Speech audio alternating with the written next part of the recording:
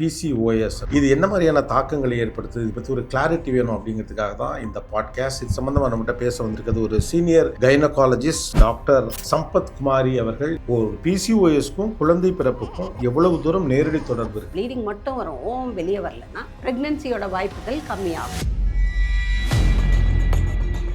PCOSன்னு சொல்லணும்னா நம்மளோட மருத்துவத்தில் 3 க்ரைட்டீரியா உண்டு. ஒன்று ப்ளீடிங் இரெகுலாரிட்டி, 2வது தேவையில்லாத இடத்துல ஹேர் க்ரோத் வராது, 3வது தான் ஸ்கேன். இப்போ பீரியட் தள்ளி போகுது அப்படின்னா எவ்வளோ நாள் வரைக்கும் போகிறது ஓகே? ஒரு வருஷத்தில் 8 முறை ப்ளீடிங் வந்ததுன்னா இப்சினா, 50 நாள் ஆகியும் வரல அப்படின்னா நம்ம பார்க்கலாம்.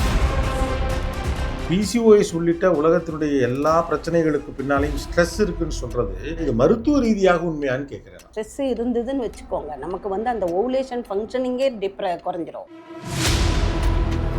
வெயிட் அதிகமாக இருக்கிறதுக்கும் இந்த PCOSக்கும் என்ன தொடர்பு? வெயிட் அதிகமாக இருக்க நமக்கு ஓவரி ஃபங்க்ஷனிங்கே பண்ணாது.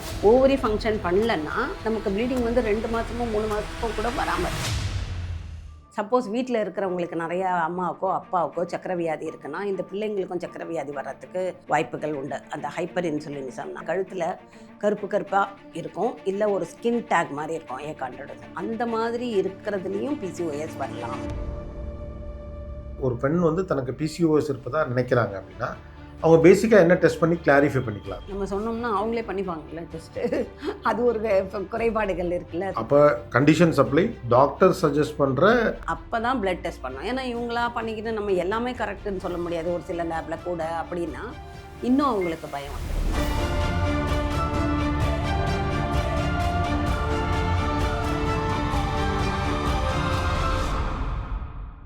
The Gopinath Podcast. Title sponsor Max Gold Cash for Gold. Max Gold Cash for Gold. Call 044-4545-4545. அனைவருக்கும் வணக்கம். Welcome to the Gopinath podcast. இன்னைக்கு நம்ம பாட்காஸ்ட்டில் பேச போகிற விஷயம் என்ன அப்படின்னா PCOD அப்படின்னு ஒரு வார்த்தை கேள்விப்பட்டிருப்போம். அப்புறம் அதை PCOS அப்படின்னு சொன்னாங்க. இப்போ அதை PMOS அப்படின்னு சொல்கிறாங்க. அப்படின்னா என்ன? ஒரு பெண்ணின் உடம்பில் நடக்கக்கூடிய மாற்றங்களின் வழியாக என்னென்ன சிக்கல்களை அவங்க சந்திக்கிறாங்க, அதில் இதெல்லாம் மித்து, இந்த PMOS இது சம்மந்தப்பட்ட ரியாலிட்டிஸ் என்ன, ஹார்மோனல் சேஞ்சஸ்னால் என்ன, அப்புறம் இன்சுலின் ரெசிஸ்டன்ஸ்னால் என்ன, வெயிட் கெயின் பண்ணுறதுனால இந்த PCOS பிரச்சனைகள் வருகிறதா, இது என்ன மாதிரியான தாக்கங்களை ஏற்படுத்துது, இது பற்றி ஒரு கிளாரிட்டி வேணும் அப்படிங்கிறதுக்காக தான் இந்த பாட்காஸ்ட். இது சம்மந்தமாக நம்மகிட்ட பேச வந்திருக்கிறது ஒரு சீனியர் கைனகாலஜிஸ்ட் டாக்டர் சம்பத் குமாரி அவர்கள். இவங்க மகப்பேறு மற்றும் மகளிர் நலன் மருத்துவ கூட்டமைப்பினுடைய தமிழ்நாடு செயலாளராகவும் இருக்காங்க. தொடர்ச்சியாக இந்த PCOS PMOS பற்றின அவேர்னஸ் எல்லாம் நிறையா கொடுத்துட்ருக்காங்க. இது பற்றி நிறையா சோஷியல் மீடியாலையும் பல தகவல்கள் காண கிடைக்கிறது. ஆனால் எது உண்மை, எது இதில் மித்து, இதோட ரியாலிட்டி என்ன அப்படின்னு. ஸோ இது சம்மந்தமான விஷயங்களுக்காக தான் டாக்டரோட இன்றைக்கி நம்ம பேசுவோம். Thank you doctor. முதல்ல உங்கள் நேரத்திற்கு நன்றி. வணக்கம். ரொம்ப சந்தோஷம். ஆக்சுவலாக என்னோட முதல் கொஸ்டினே நான் இந்த இன்ட்ரடக்ஷனில் கொடுத்த கொஸ்டின் தான். PCOD ப்ராப்ளம் அப்படின்னு முன்னால் சொல்லுவாங்க, ஜென்ரலாக இருந்தது. அப்புறம் PCOSனு அதை டேர்ம் பண்ணப்பட்டது. இப்போ அதை PMOSன்னு சொல்கிறாங்க. முதல்ல PCODனா என்ன, PCOSனா என்ன, PMOSனா என்ன? எங்களுக்கு வியாதியே பிரச்சனை, இத்தனை பேர் இருந்தால் அது இன்னும் பெரிய குழப்பமாக இருக்குது. PCODன்றது ஒரு வியாதியே கிடையாது நார்மலாக. அதனால தான் இப்போ அது PCOSன்னு இருந்தது. அது பாலிசிஸ்டிக் ஒவேரியன் சிண்ட்ரோம். முதல்ல டிசீஸ்னு தான் இருந்தது. அது PCOSன்னு சொல்லுவோம். இப்போ என்னென்னா இட் இஸ் அந்த PCOSன்றது வெறும் ஓவரியை மட்டும் சம்மந்தப்பட்டதில்லை. அது அதோட மெட்டபாலிக் எஃபெக்ட்ஸு, எண்டோக்ரைன் எஃபெக்ட் எல்லாமே சேர்ந்து இருக்குது. அதனால தான் இப்போ அந்த டேர்ம்ஸை இப்போ தான் ஒரு 1 இயராக மாற்றிருக்கு. Poly endocrine metabolic ovarian syndrome. இது 2026 காயின் பண்ண வேர்டு தான் இல்லையா? இப்போ தான் ஒரு 8 months.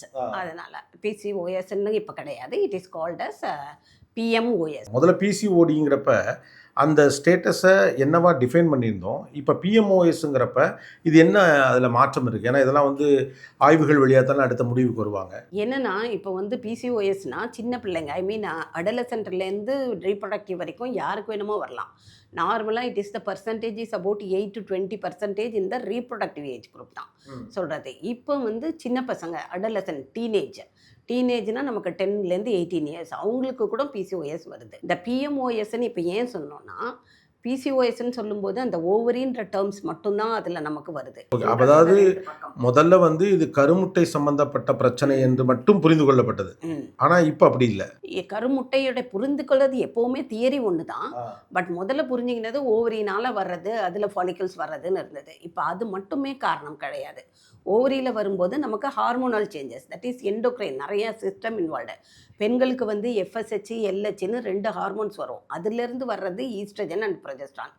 ஒரு சில டைமில் என்ன ஆகும், இந்த ஈஸ்ட்ரஜன் ப்ரொஜெஸ்ட்ரானுக்கு பதில் ஆண்களுக்குரிய ஹார்மோன்ஸ், தட் இஸ் டெஸ்டோஸ்டெரான் நிறையா வருது. அதாவது ஆண்களுக்கு வரக்கூடிய ஹார்மோனல் விஷயங்கள் பெண்களுக்கு கொஞ்சம் அதிகமாக வர்றப்ப ஏற்படக்கூடிய சிக்கலை தான் ஹார்மோனல் இம்பேலன்ஸ்னு சொல்கிறீங்களா? இதை நம்ம கண்டுபிடிக்காமையே விட்டுட்டோம்னா என்ன ஆகும், இதே பிசிஓஎஸ் பிற்காலத்தில் மெட்டபாலிக், அந்த மெட்டபாலிக் சேஞ்சஸ்னால் பிசிஓஎஸ் இருக்குன்னா ஒரு 30-35 வயசுக்கு மேலே டயபெட்டிஸ் வரலாம் நம்ம கண்டுபிடிக்காமல் இருந்தோம்னா. அடுத்தது பிசிஓஎஸ் இந்த மெட்டபாலிக்ஸ்னால ஹார்ட் ப்ராப்ளம்ஸ் வரலாம், இதெல்லாமும் வரலாம் பின்னாடி. Metabolic changes, hyper tension, diabetes எல்லாமே மெட்டபாலிக் சேஞ்சஸ் தான்.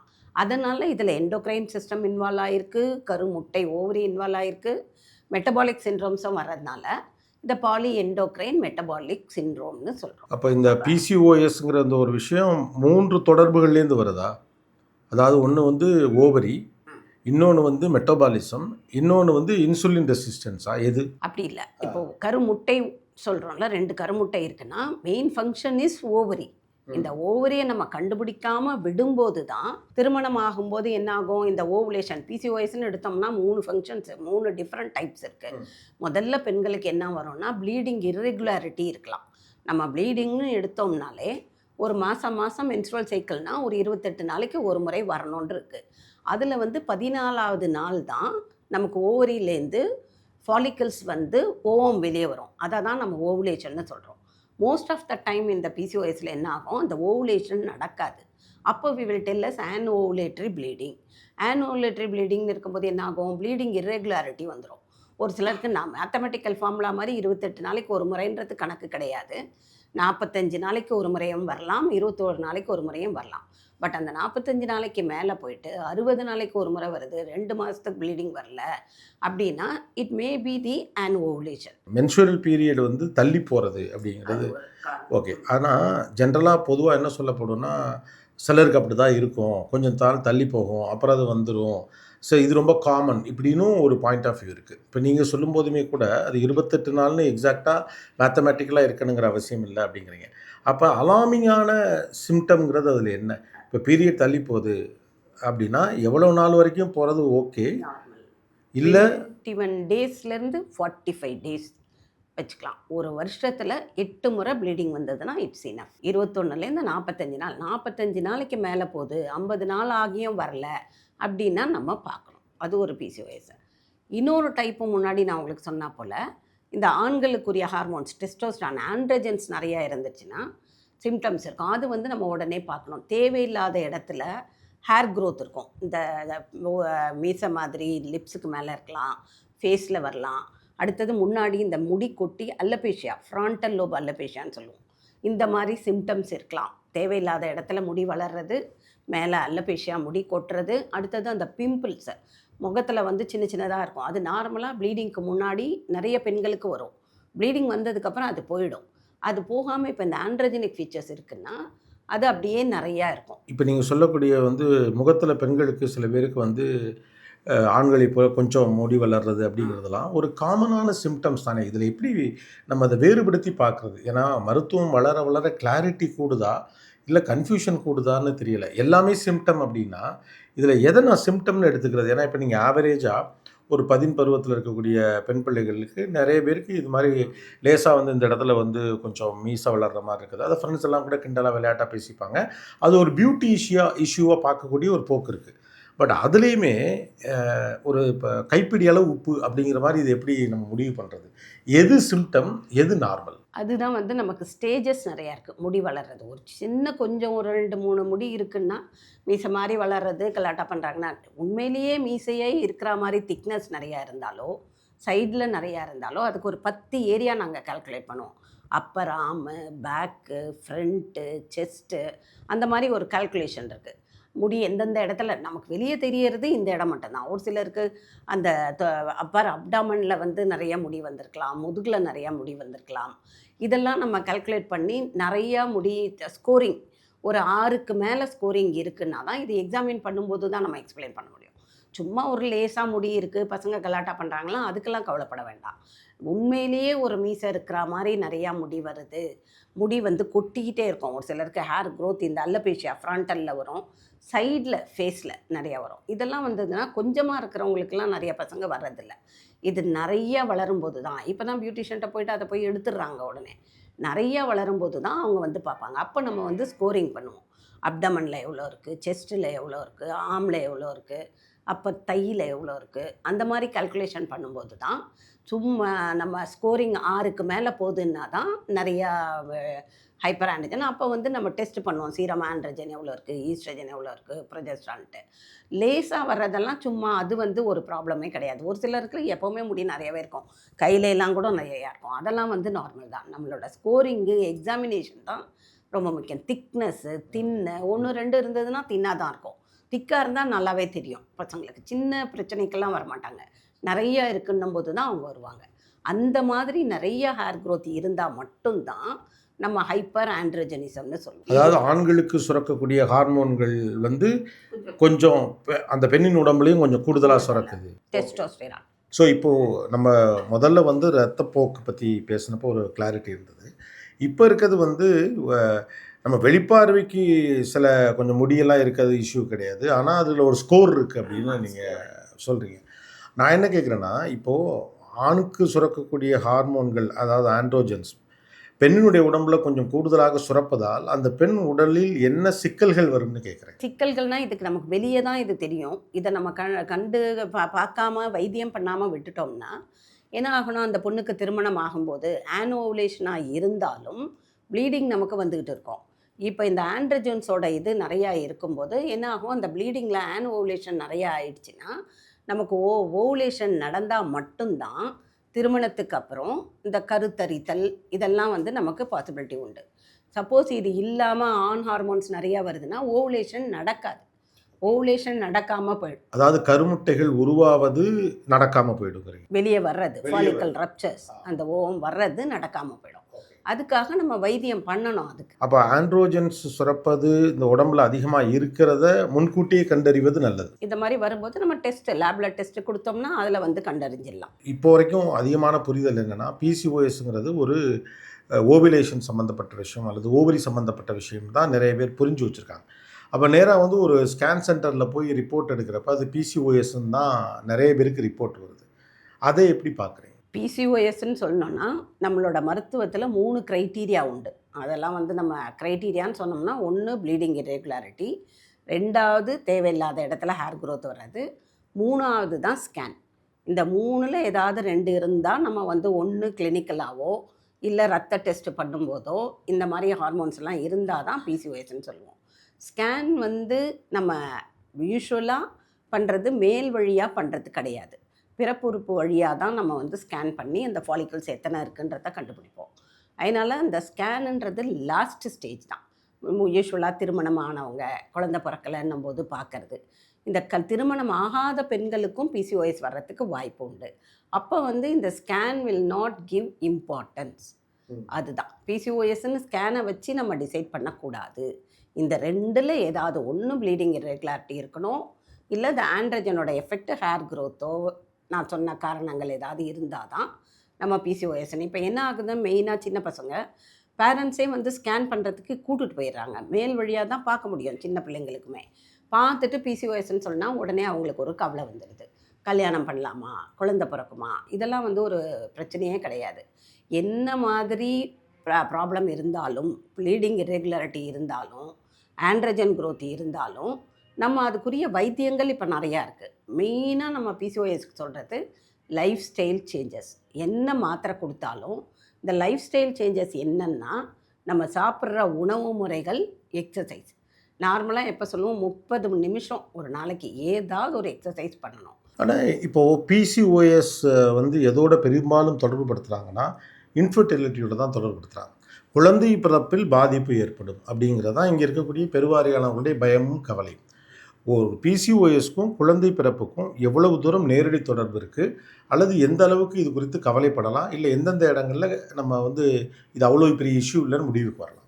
நான் என்ன சொல்லிட்டு வரேன்னா, இந்த ஹைப்பர் ஆண்ட்ரஜனிசமும் ஆனோவுலேஷனும் இருந்தால் நம்ம ஓவரியிலேருந்து ஒரு மாதமும் 14ஆம் தேதி வந்து 14 நாளைக்கு அப்புறம் அந்த ஃபாலிக்கல்லேருந்து ஓவம் வெளியே வரும்.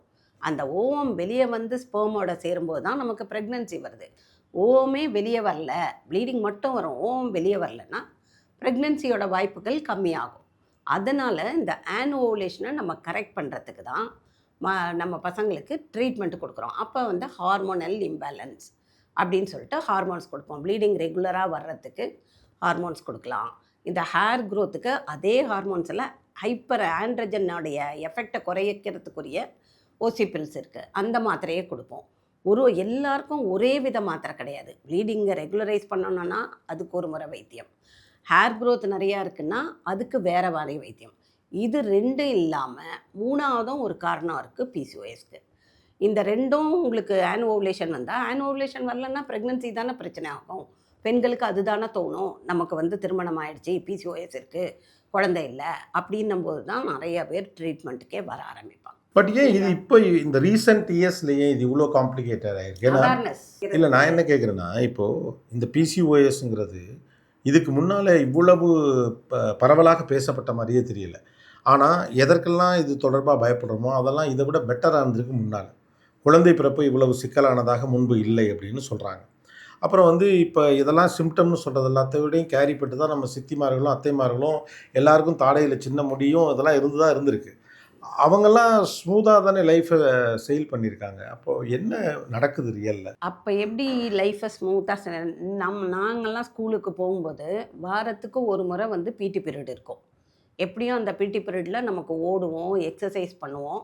அதே போல் அவுட்டோர் கேம்ஸு நிறையா இருக்கும். ஸ்கூல்லேருந்து வந்த உடனே இந்த கிளாஸுக்கு போனோம் அந்த கிளாஸுக்கு போனோன்னு கிடையாது, அவுட்டோர் கேம்ஸ் நிறையா பண்ணுவாங்க. இந்த அவுட்டோர் கேம்ஸ்லாம் பண்ணும்போது வெயிட் வந்து நமக்கு நார்மலாக இருக்கும். அந்த காலத்தில் இவ்வளோ ஒபிசிட்டிலாம் கிடையாது, கொஞ்சம் நெஞ்சம் க்ரோத் இருந்ததுன்றது வேறு விஷயம். இல்லை, இது வந்து ஒரு டிப்பிக்கலாக ஒரு சீனியர் ஜென்ரேஷன் வந்து ஜூனியர் ஜென்ரேஷன் மேலே வைக்கக்கூடிய குற்றச்சாட்டு. நான் என்ன கேட்குறேன்னா, டெக்னிக்கலி ஸ்பீக்கிங் நீங்கள் வந்து ஃபிசிக்கலாக முன்னால் பிடி பீரியட் இருந்துச்சுன்னா, இன்றைக்கி வந்து ஒரு நீங்கள் சொல்கிற ஏஜ் குரூப்பில் இருக்க பொண்ணு இங்கேருந்து கிளம்பி ஒரு ஆஃபீஸில் அவங்க நடக்கிற நடையே பெரிய நடக்கிறாங்க.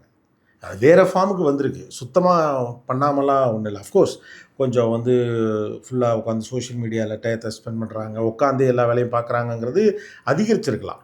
ஆனால் சுத்தமாக எல்லாருமே வந்து கவுச் பொட்டேட்டோ மாதிரி உட்காந்துருக்காங்க அப்படின்னு சொல்லிட முடியாது. அப்போ வேற என்ன மருத்துவ காரணம் இருக்குன்னு சொன்னது வந்து அடலசன்ட் பசங்களை வச்சு சொல்லிட்டு இருந்தேன். இப்போ இதில் மருத்துவ முறைனா ஓவுலேஷன் வர்றதுக்கு வந்து நிறைய ஜெனட்டிக் காரணம் ஒன்று இருக்குது. Next stress. இப்போ நிறைய ஸ்ட்ரெஸ்ஸு நமக்கு இன்க்ரீஸ் ஆகிக்கிட்டே இருந்ததுன்னா அந்த டைம்லேயும் ஓவுலேஷன் வராமல் இருக்கும். அடுத்தது பிசிஓஎஸ் இருக்கவங்களுக்கு தைராய்டு காம்ப்ளிகேஷன்ஸு, தைராய்டும் இருக்கான்றதையும் நம்ம பார்த்துக்கணும். இல்லை, நான் கொஞ்சம் கொஞ்சமாக புரிஞ்சுக்க ட்ரை பண்ணுறேன். என்னென்னா இங்கேருந்து தான் எனக்கு கொஞ்சம் கன்ஃபியூஷன்ஸ் வருது.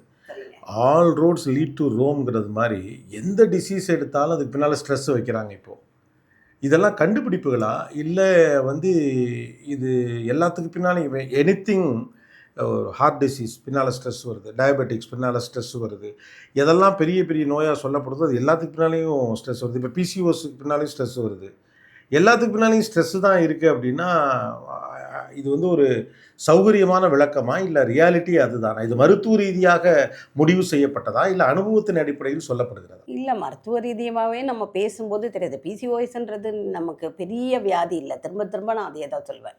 பிசிஓஎஸ்ன்றது பெரிய வியாதியே கிடையாது. என்னென்னா ஸ்ட்ரெஸ்ஸுன்னா இப்போ எப்படி எனக்கு சொல்கிறதுன்னு தெரில. சின்ன பசங்கன்னு எடுத்தோம்னா படிக்கிறதுக்கு ஸ்ட்ரெஸ்ஸு, எல்லாரும் நிறைய மார்க் வாங்கணும், அடுத்தது நல்ல காலேஜில் சேரணும், அடுத்தது ஒரு 25 வயசெல்லாம் ஆயிடுச்சுன்னா நல்ல ஒரு இடம் கிடச்சி திருமணம் நடக்கணும், அந்த ஸ்ட்ரெஸ் இருக்குது. திருமணம் முடிஞ்சதுக்கப்புறம் குழந்தை உடனே பிறக்கணும், அந்த ஸ்ட்ரெஸ். அந்த காலத்தில் திருமணம் ஆச்சுன்னா 10 மாதத்தில் குழந்தை பிறக்கும். இப்போ ஸ்ட்ரெஸ்ஸு அவங்கவுங்களுக்கு. இல்லை, அதுதான் நான் கேட்குறேன். இப்போது அந்த காலத்தில் பெண்கள்லாம் ஸ்ட்ரெஸ்லேயே இல்லாத மாதிரியும், அதனால தான் அவங்களுக்கு குழந்தை பிறப்பு பிரச்சனை இல்லாத மாதிரியும் நம்ம இதை எப்படி முடிவு பண்ண முடியும்? இப்போ இருக்க பிள்ளைங்க வந்து தங்கள் உணர்வுகளை வெளிக்காட்டுறதுக்கான ஸ்பேஸ் இருக்குது. ஒரு 16-17 வயசு பிள்ளை தன் வீட்டில் கோவம் வந்தால் சத்தம் போடுது. முன்னாலலாம் சத்தமே போட முடியாது. நீங்களாம் உங்கள் அப்பாவுக்கு முன்னால் நின்று பேசவே முடியாது, ரைட்டு தானே? அப்படி ஒரு காலகட்டத்தில் எதையுமே வெளிக்காட்ட முடியாது. அந்த காலகட்டத்தில் ஸ்ட்ரெஸ் இல்லாமல் ஒன்றும் இல்லை.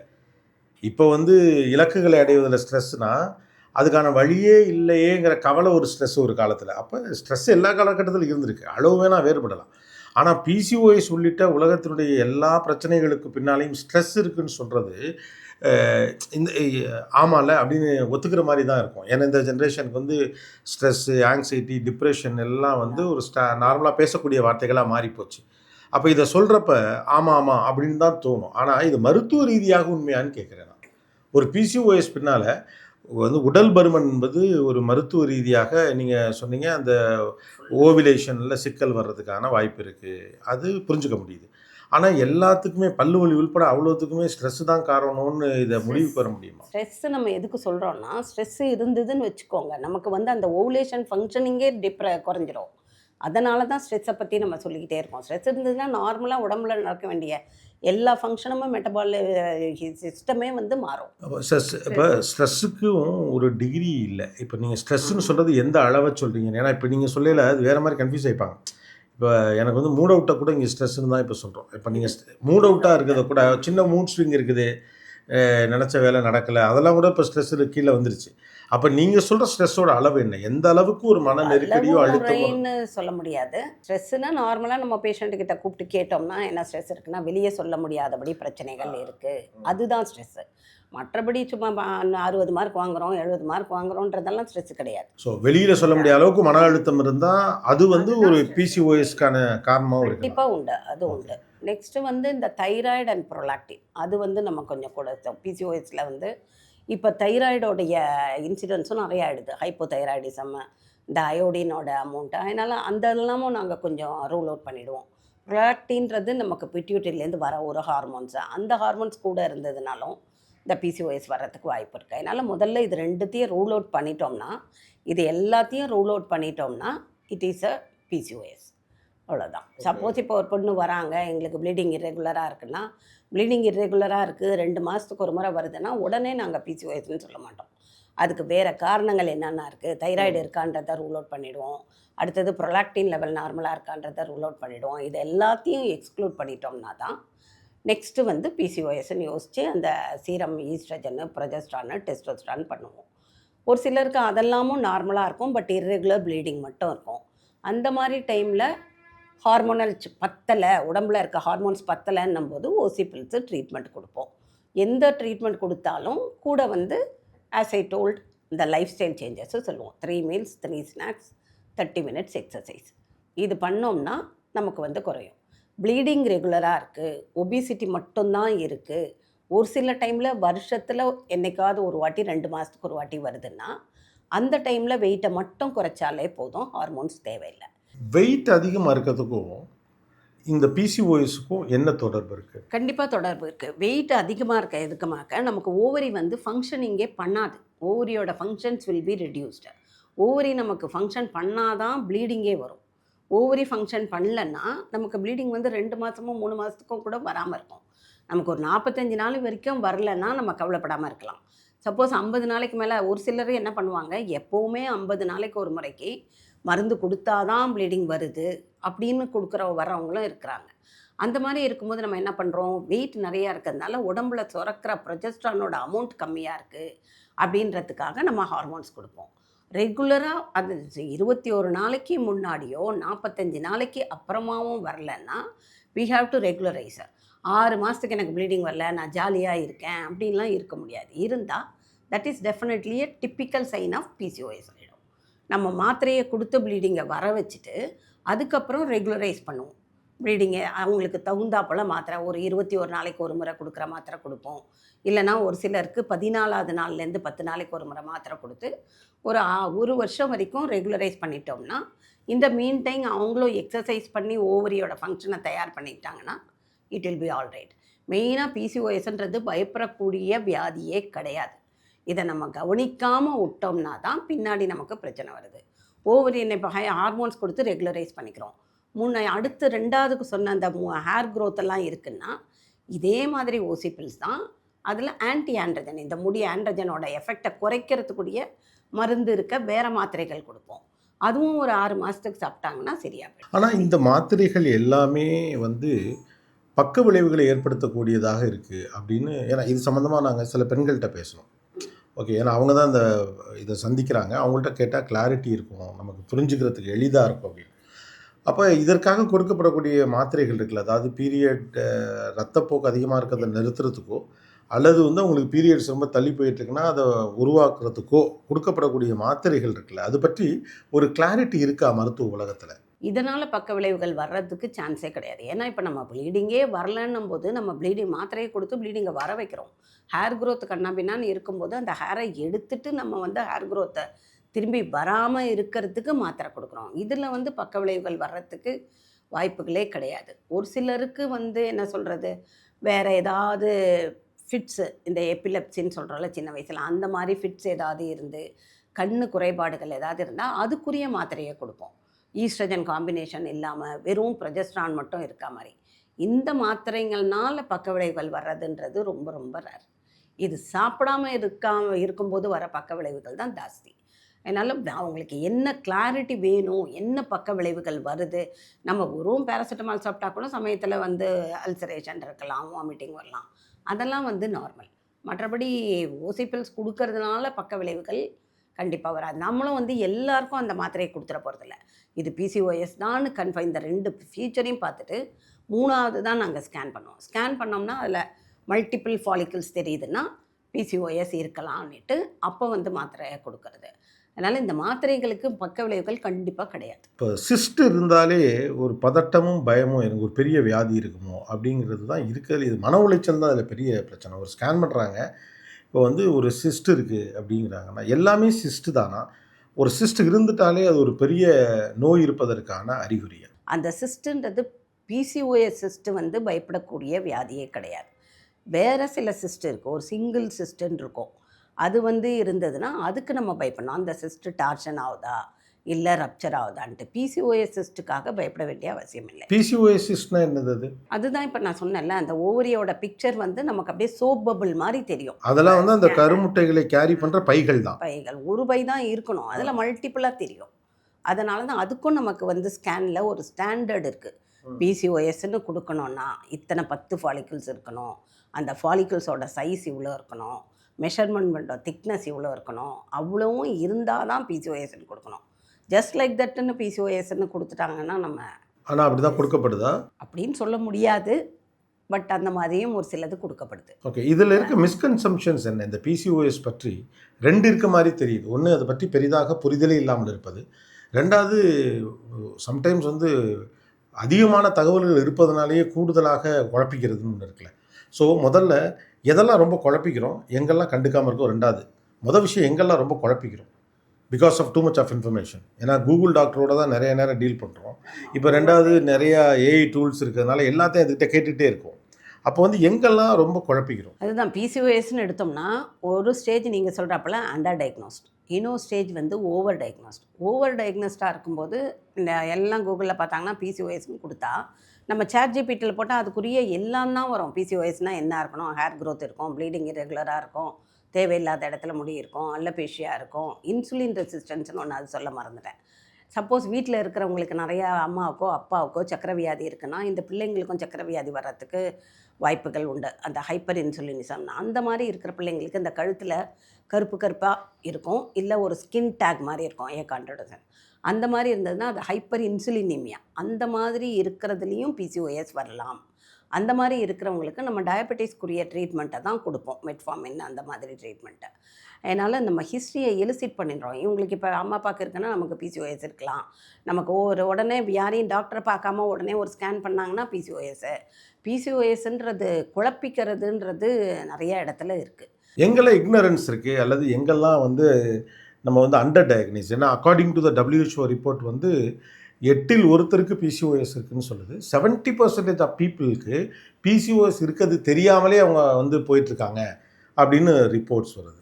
அப்போ எங்கெல்லாம் வந்து கண்டுகொள்ளாமல் இருக்காங்க, அவங்களுக்கு பிசிஓஎஸ்க்கான சிம்டம்ஸ் எதெல்லாம் இருந்தும் கூட இதெல்லாம் ரொம்ப நார்மல் தான் அப்படின்னு எதுலெல்லாம் கேர்லெஸ் இருக்காங்க உங்கள் எக்ஸ்பீரியன்ஸில் நீங்கள் பார்த்த வரைக்கும்? இதுக்கு வந்து இவங்க ட்ரீட்மெண்ட்டுக்கு வந்திருக்கணும் அல்லது டாக்டரை அப்ரோச் பண்ணிக்கணும், ஆனால் கண்டுக்காமல் இருக்காங்க அப்படி நீங்கள் பார்க்குற ஒரு 4-5 விஷயங்கள் சொல்ல முடியுமா? இப்போது இன்னைய சுச்சுவேஷனை பார்க்குற போது பிசிஓஎஸை கண்டுக்காமல் இருக்கிறவங்க ரொம்ப ரேர். ரொம்ப ரேர். வரும்போது வந்து ஓவர் டயக்னோஸ்டாக தான் வருதே தவிர பிசிஓஎஸ் இருந்திருக்கும், நம்ம முன்னாடியே வைத்தியம் பண்ணியிருந்திருக்கலாம் அப்படின்னு சொல்கிற மாதிரி யாருமே இப்போ எல்லாம் கிடையாது. ஓ, ஆக்சுவலாக இதுதான் அதிகங்கிறீங்களா? ஓவர் ஓவர் டயக்னோஸ் தான் அதிகம். டயக்னோஸ்டு தான் அதிகம். இந்த பீரியட் இர்ரெகுலாரிட்டி இருக்கிறப்ப ஒரு பொதுவான இது ஒன்று சொல்லுவாங்க, கல்யாணத்துக்கு அப்புறம் அது சரியாயிடும் அல்லது ஒரு குழந்தை பிறந்த பிறகு சரியாயிடும் அப்படிம்பாங்க. அது அப்படி கடந்து போகிற ஒரு விஷயம் தானா? இல்லை, அந்த மாதிரி எனக்கு சொல்லி இது பண்ணது. ஒரு சில பிள்ளைங்க வந்து வயிற்று வலின்னு சொல்லுங்க, ப்ளீடிங் இருக்கும்போது வயிற்று வலினா அதை தான் கல்யாணத்துக்கு முன்னாடி சரியாயிடும்னு சொல்லுவாங்க. 2 மாதத்துக்கு ஒரு வாட்டி ஒரு கல்யாணம் ஆகாத பொண்ணுக்கு ப்ளீடிங் வருதுன்னா முதல்ல கவலைப்படுறது வீட்டில் இருக்கவங்க தான். ஏன் தான் பொண்ணுக்கு ப்ளீடிங் வரல அப்படின்றத பற்றி யோசிப்பாங்க. அதனால் ப்ளீடிங் இர்ரெகுலாரிட்டி வந்து உடனே வந்து வைத்தியத்துக்கு வந்துடுறாங்க. இப்போ ஒரு பிஎம்ஓஎஸ் வந்து எந்த வயதில் வந்து அதுக்கான சிம்டம்ஸ் தெரிய ஆரம்பிக்கலாம்? ஒருத்தவங்களுக்கு வந்து ஒரு பிஎம்ஓஎஸ் இஷ்யூ இருக்குது, பிசிஓஎஸ் இருக்குது அப்படின்னா அது எந்த ஏஜில் என்னென்ன சிம்டம்ஸ் வழியாக தெரிய ஆரம்பிக்கும்? மெயினாக இப்போ நம்ம சொல்கிறோன்னா, இப்போ இந்த பிபர்ட்டினா ஏஜ் மெனார்கி வர்றது, இந்த ப்ளீடிங் வந்துடுச்சுன்னா முதல் 2 வருடங்களுக்கு நம்ம வந்து ப்ளீடிங் வந்து வராமையும் இருக்கும். ஒரு சிலருக்கு 1 மாதத்துக்கு 2 முறையும் வரும். அப்போயெல்லாம் வந்து நம்ம பெருசாக கண்டுக்கணும். அது வந்து ஹெச்பிஓ ஆக்சிஸ்ன்னு சொல்லுவோம். மூளையிலேருந்து ஹைப்போதலாமஸ்லேருந்து பிட்யூட்டரிக்கு வந்து ஓவரி வர்றது ஹெச்பிஓ ஆக்சிஸ். அது மெச்சூரிட்டி வர்றதுக்கு 2 to 3 இயர்ஸ் ஆகும். அப்போ முதல் 2-3 ஆண்டுகளில் கொஞ்சம் இர்ரெகுலர் பீரியட் இருக்கிறது ஒன்றும் சிக்கல் இல்லை, சிக்கலே கிடையாது. ஆனால் அதுக்கான டியூரேஷன் ஒரு சிலர் ஏஜ் அட்டன் பண்ணியிருப்பாங்க, அதுக்கப்புறம் 6 மாதம் கூட வராமல் இருக்கும். ஏன்னா இப்போல்லாம் 11 இயர்ஸ் 12 இயர்ஸ்லேயே ஏஜ் அட்டன் பண்ணிடுறாங்க. அதனால் ஃபஸ்ட்டு 3 இயர்ஸ்க்கு எதை பற்றியும் நம்ம யோசிக்க வேண்டிய அவசியம் கிடையாது. 3 இயர்ஸுக்கு அப்புறம் தான் நமக்கு வந்து இந்த ப்ளீடிங் இர்ரெகுலாரிட்டி அதெல்லாம் வந்து நம்ம பார்க்கணும்.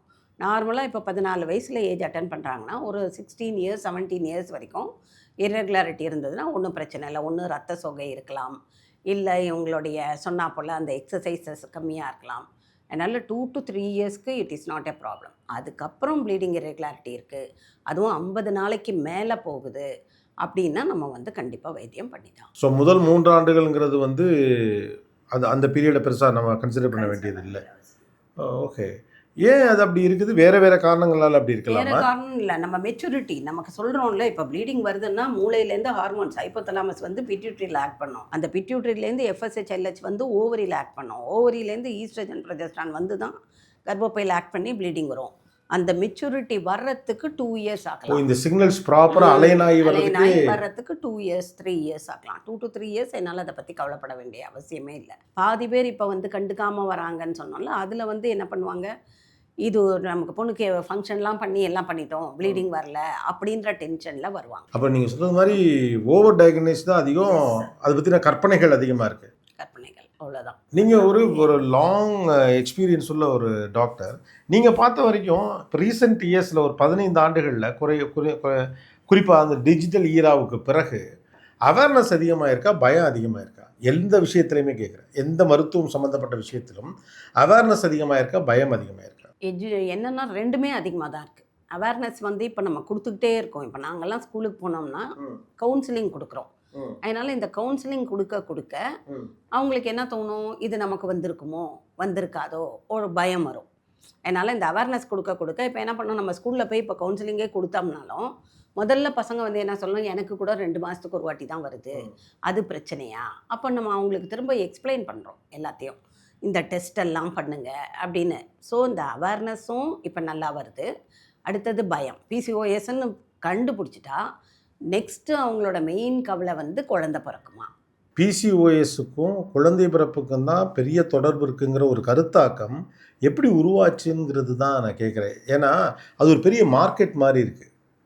ஏன்னா இப்போ நீங்கள் சொல்கிறீங்க அதுக்கு இதுக்கும் அவ்வளோ நேரடி தொடர்பு இல்லை, இதை சகஜமாக நம்ம ஹேண்டில் மருத்துவத்தின் வழியாக எளிதாக கடந்தது. ஆனால் இருக்க பெரிய பயமே அதில் என்னென்னா ஏன்னா இப்போவே நிறைய பேர் கல்யாணம் குழந்தை பிறக்க மாட்டாங்குது, பிசிஓஎஸ் வேறு அப்படின்னு நிறைய அது ஒட்டி தான் எல்லாருக்கும் பயம் இருக்குது இல்லையா? அப்போ இந்த கருத்தாக்கம் எப்படி உருவாகிருக்க முடியும்? இவ்வளோ எக்ஸ்போஷர் இருக்கிறப்ப, இவ்வளோ அவேர்னஸ் நம்ம கொடுக்குறப்பையும் கூட இந்த சிம்டம் கூட பிசிஓஎஸ் தான் அப்படின்னு நம்மளாவே கற்பனை பண்ணிக்கிறோமா? அது குழந்தை பிறக்காமல் போயிடும் அப்படிங்கிற கருத்தாக்கம் எப்படி உருவாகிருக்க முடியும்? கிளாரிட்டி தானே கிடச்சிருக்கணும். பிசிஓஎஸ்ன்றதுனா மெயினாக நான் உங்களுக்கு சொன்னாப்பில் அந்த ஓவலேஷன் ஓவம் வர்றது. அதனால் பிசிஓஎஸ்ன்னு யாராவது அவங்க குடும்பத்தில் ஒரு அக்காவுக்கு இருந்திருக்கும், பிசிஓஎஸ் ஓவுலேஷன் இருந்து அவங்க வைத்தியம் பண்ணியிருந்திருப்பாங்க, 1 வருஷம் 2 வருஷம் பண்ணியிருந்திருப்பாங்க. பண்ணதுக்கப்புறம் திரும்ப பிசிஓஎஸ் வந்திருக்குன்னு அவங்களுக்கு இருந்திருக்கும். அந்த மாதிரி ஹியரிங் நியூஸ் ஃப்ரெண்ட்ஸுங்க கிட்டேயோ அல்லது வீட்டில் இருக்கிறவங்களுக்கோ இருந்ததை வச்சு நமக்கு பிசிஓஎஸ் வந்தால் குழந்தை பிறக்காதோன்ற ஒரு என்ன சொல்கிறது பயம் தானே தவிர பிசிஓஎஸ்னால் குழந்தை பிறக்கலைன்றதெல்லாம் கிடையாது. இப்போ அதுக்கு நிறைய வைத்தியங்கள் இருக்குது. அதனால் பிசிஓஎஸ் இருந்ததுன்னா பயப்படாமல் வைத்தியம் பண்ணிக்க வரணும், அவ்வளோதான். வெறும் ஸ்கேனை வச்சு பிசிஓஎஸ்ன்னு சொல்லக்கூடாது. இதில் ஒரு முக்கியமான சிம்டமில் பரு வர்றது அப்படின்னு, இது ரொம்ப நார்மலான விஷயமா இருக்குது. என்ன சொல்லப்போனால் இப்போ தான் பரு வர்றது குறைஞ்சிருக்குன்னு பார்க்குறப்ப தெரியுது. ப்ராபப்ளி நான்லாம் ஒரு 20s இருந்தப்போ ஒரு 10 பெண்களில் ஒரு 3 பெண்களுக்கு பரு இருக்கும். அப்புறம் பசங்களுக்கு ரொம்ப கம்மியாக இருக்கும். பசங்களுக்கும் இருக்கவங்க நிறைய பேர் உண்டு. இப்போ அதெல்லாம் ரொம்ப குறைஞ்சி போன மாதிரி தான் தெரியுது. இப்போ பரு வர்றதுங்கிறது வந்துட்டு போகிற ஒரு மேட்ரு. இப்போது அது கூட இதோட சிம்டம்னு எப்படி அதை வேலிடேட் பண்ணிக்கிறது? இந்த டைமில் தான் நம்ம ஹார்மோன்ஸை பற்றி யோசிக்கிறோம். இப்போ ப்ளீடிங்னு எடுத்தோம்னா ஃபஸ்ட்டு டேலேருந்து 28 டேஸு, அந்த ஃபஸ்ட்டு 13 டேஸ்க்கு நமக்கு ஈஸ்ட்ரஜன் வேலை செய்யும். 14th டேலேருந்து ப்ரொஜெஸ்ட்ரான் வேலை செய்யும். அந்த ப்ரொஜெஸ்ட்ரான் வேலை செஞ்சதுக்கப்புறம் தான் ப்ளீடிங் வரும். இந்த ஹார்மோனல்ஸ் வேலை செய்யும்போது ஒரு சிலருக்கு என்ன ஆகும், எக்ஸாஜரேட்டட் பிக்மெண்டேஷன் மாதிரி பரு வரும். அந்த ப்ளீடிங்ஸ் வந்ததுக்கப்புறம் this hormones will become normal. அந்த ப்ளீடிங் முடியும் போது இந்த பரு தானாக போயிடும். ஒரு சிலருக்கு என்ன ஆகும், அந்த பருக்கள் பர்மனண்ட்டாக இருக்கும். அப்போ தான் இந்த ப்ரொஜெஸ்ட்ரான் நமக்கு பத்தலை, டெஸ்டோஸ்டெரானோ ஆண்ட்ரஜனோ கூட சேர்ந்துருக்கு.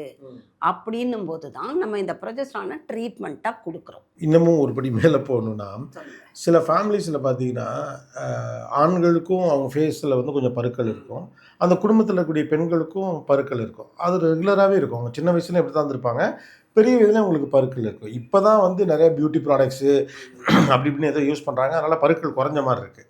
அப்போ அவங்க ஃபேமிலியிலே பருக்கள் வர்றது ரொம்ப இயல்பான ஒரு இதுன்னு வச்சுக்கோங்களேன். இப்போ உங்களுக்கு பரு வந்தது போகவே இல்லை, அதனால் உங்களுக்கு பிசிஓஎஸ் இருக்குங்கிற முடிவுக்கு வர முடியுமா என்ன? அது அந்த மாதிரி ஃபேமிலியில் எல்லாருக்கும் இருக்குன்னா இதெல்லாம் நான் இதில் ஜெனட்டிக்ஸ்னு ஒரு காரணம் சொன்னேன்ல. அப்போ அந்த பருக்கள் அவங்களுக்கு எல்லாருக்கும் வந்துட்டு இருக்கு. அவங்களுக்கு பிசிஓஎஸ் வரணுன்றது அவசியம் இல்லை.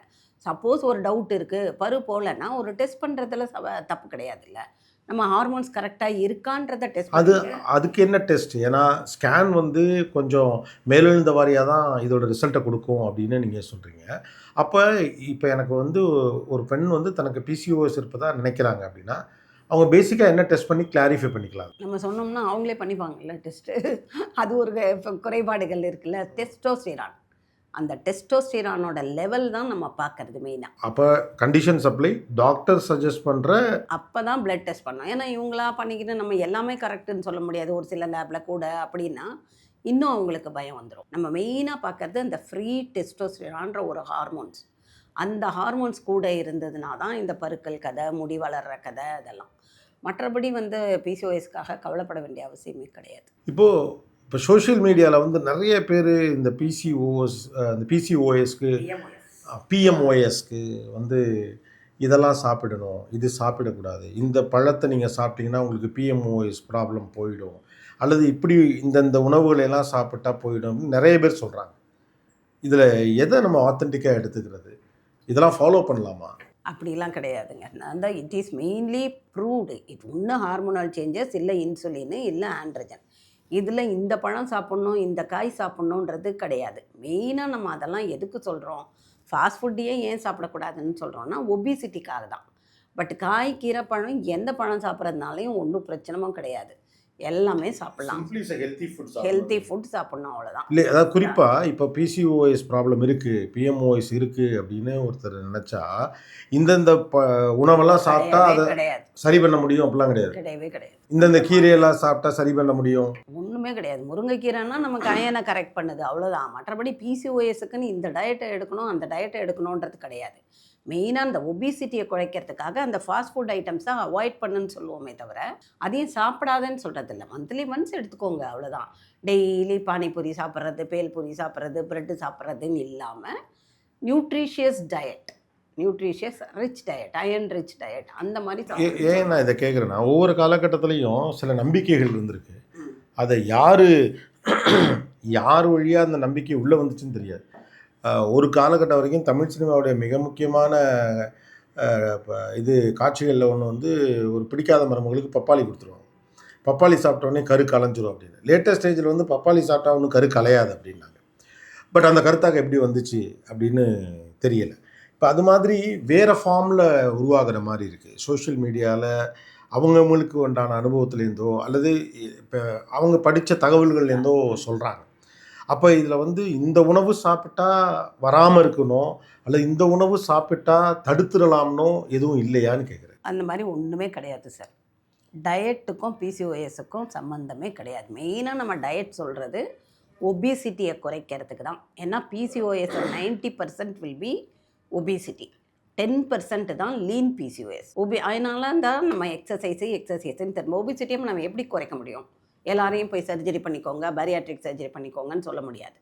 அதனால் ஒபிசிட்டியை குறைக்கிறதுக்கு தான் நம்ம டயட்டை பற்றி சொல்கிறோமே தவிர பிசிஓஎஸ் இந்த டயட் சாப்பிட்டா வரும், இந்த டயட் சாப்பிட்டா வராது அப்படின்றது கிடையவே கிடையாது. ஒல்லியாக இருக்கவங்களுக்கு பிசிஓஎஸ் பாதிப்பு குறைவுங்கிறது உண்மையா இல்லை அவங்களுக்கும் வாய்ப்பு இருக்கா? 10% உண்டு. 10%. அவங்களுக்கும் இதே மாதிரி சிம்டம்ஸ் வரலாம். ப்ளீடிங் இரெகுலாரிட்டி வரலாம், ஹேர் க்ரோத் வரலாம், ஹைப்பர் இன்சுலினிசம் வரலாம். அந்த மாதிரி இருந்தால் நம்ம வந்து இன்ஃபேக்ட் என்னென்னா இந்த குண்டாக இருக்கவங்களுக்கு வர பிசிஓஎஸை நம்ம ஈஸியாக எக்ஸசைஸ் பண்ணு, இந்த மாத்திரையை எடு, சரியாக போயிடும்னு சொல்லி கரெக்டாக பண்ணிடலாம். தின்னாக இருக்கிறவங்களுக்கு வர்றது தான் நமக்கு வந்து நாங்கள் ஏற்கனவே தின்னாக தானே இருக்கோம், என்னத்துக்கு எக்ஸசைஸ்ன்னுவாங்க. But exercise is to stimulate the ovarian ஃபங்க்ஷனுக்காக தான் நம்ம எக்ஸசைஸ் சொல்கிறோம். தின் பிசிஓஎஸ் வந்து கம்பேரிட்டிவ்லி கரெக்ட் பண்ணுறது ஒபிசிட்டி பிசிஓஎஸை விட கஷ்டம்தான் கொஞ்சம். இவங்களுக்கு ட்ரீட்மெண்ட்டு தான் கொஞ்சம் சிரமம். ஏன்னா கொஞ்சம் நாள் ஆகும் டியூரேஷன். அந்த ஹார்மோனல் மெயினாக அவங்களுக்கு வந்து ஹார்மோன்ஸ் தான், எக்ஸசைஸ் எல்லாம் கிடையாது. நம்ம ஒரு கொஞ்சம் கூட காலம் கொடுக்க வேண்டி வரும். ஒரு வருஷத்தில் இவங்களுக்கு சரியாதுன்னா அவங்களுக்கு ஒரு 1.5 வருஷம் மானிட்டர் பண்ணி கொடுக்கணும். ஸோ இப்போ ஹார்மோன் இம்பேலன்சஸால் பிசிஓஎஸ், உடல் பருமனால் பிசிஓஎஸ், இது தவிர ஃபேமிலி ஹிஸ்ட்ரி அந்த அடிப்படையிலேருந்து பிசிஓஎஸ், இப்போது டயபெட்டிக் இருந்தால், இப்போ டயபெட்டிக்குக்கும் பிசிஓஎஸ்க்கும் என்ன கனெக்ஷன்?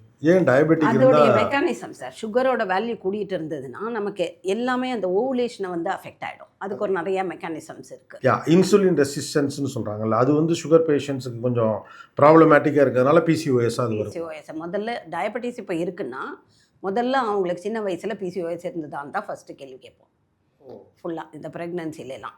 ஏன்னா வரும்போது அதனால் இப்போ பிசிஓஎஸ் இருந்ததுன்னா அவங்களுக்கு ப்ரெக்னன்சி இருக்கும்போதும்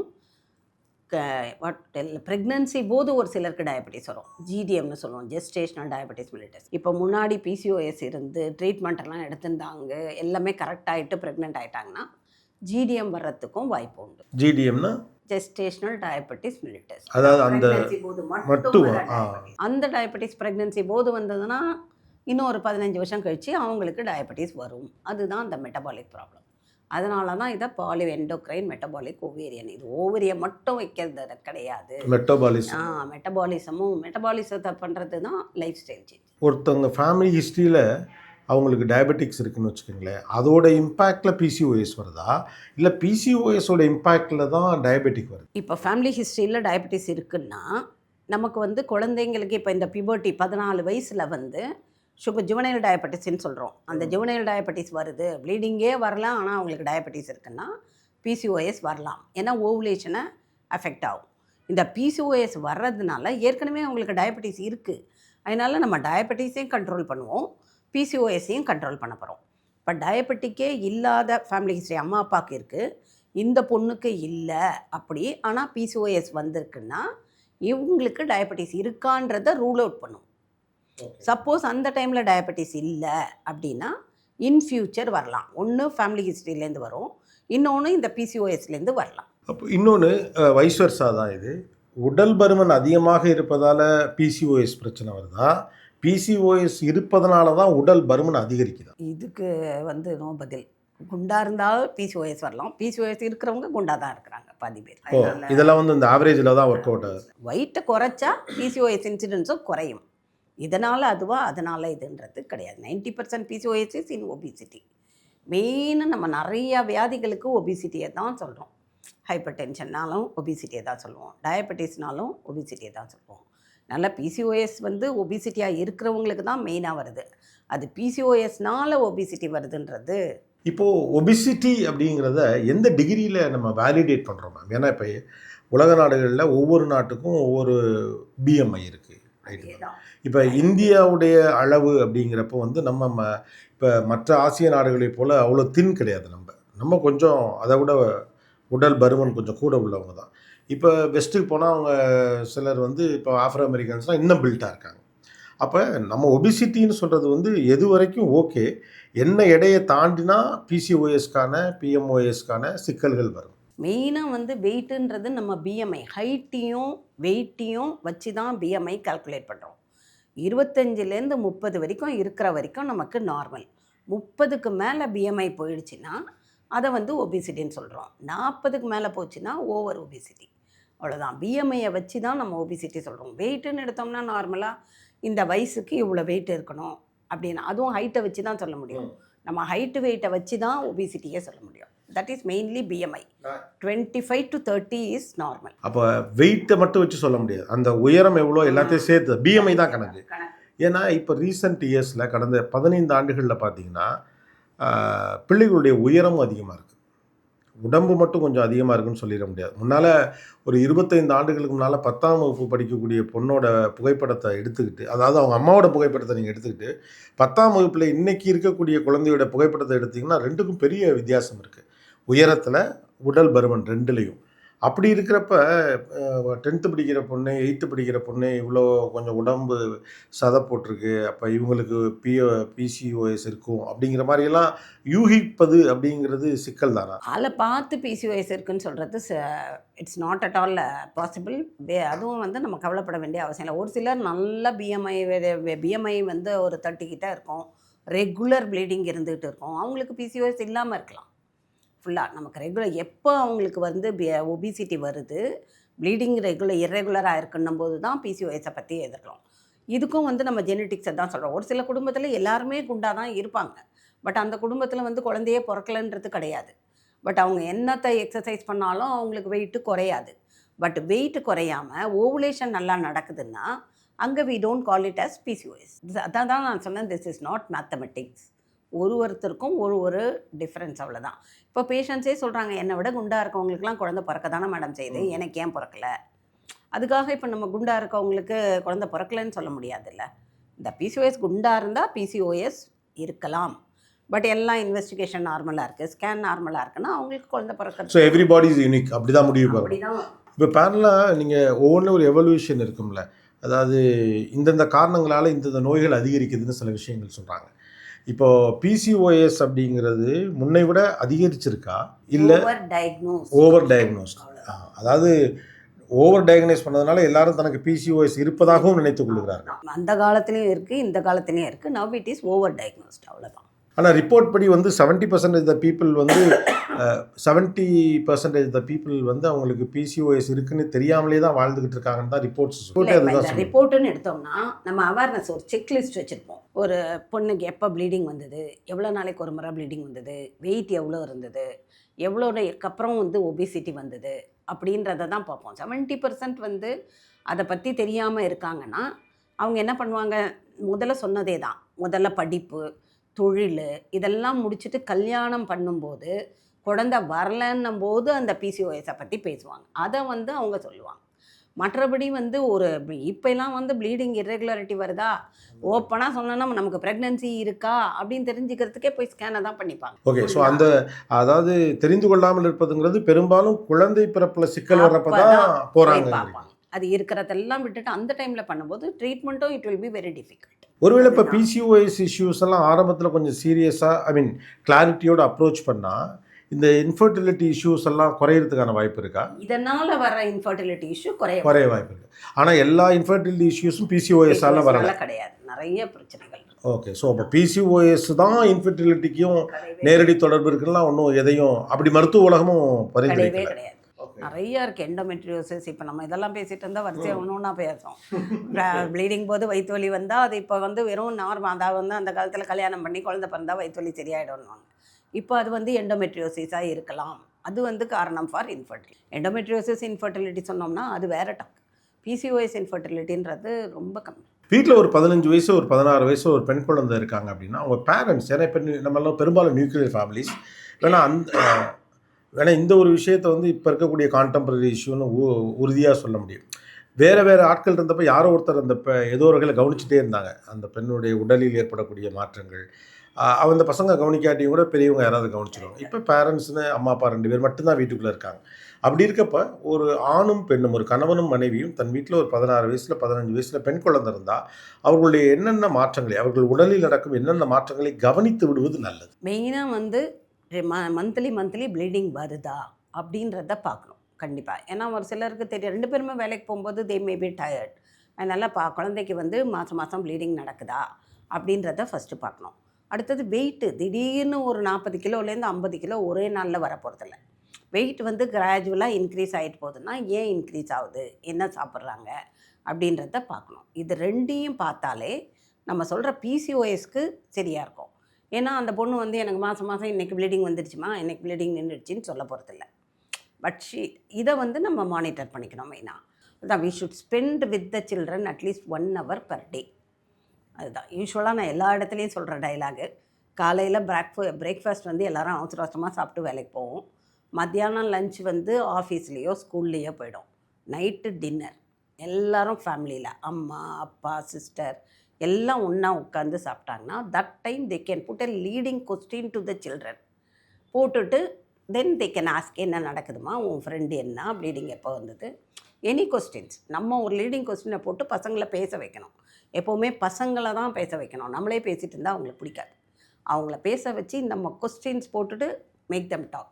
அப்போ எல்லா பிரச்சனையும் சொல்லலாம். Very nice. ஆக்சுவலாக இந்த ஒரு கிளாரிஃபிகேஷன் தான் இந்த ஓவரால் பாட்காஸ்ட்டில் நாங்கள் எக்ஸ்பெக்ட் பண்ணது. அதை நீங்கள் ஓப்பன் அப்பாக பேசுனதுமே ரொம்ப யதார்த்தமாக இருந்தது. ரொம்ப thank you ma'am. Thanks a lot. Thank you sir. Thank you. The Gopinath Podcast. Title sponsor Max Gold Cash for Gold. Max Gold, cash for gold. Call 044 4545 4545.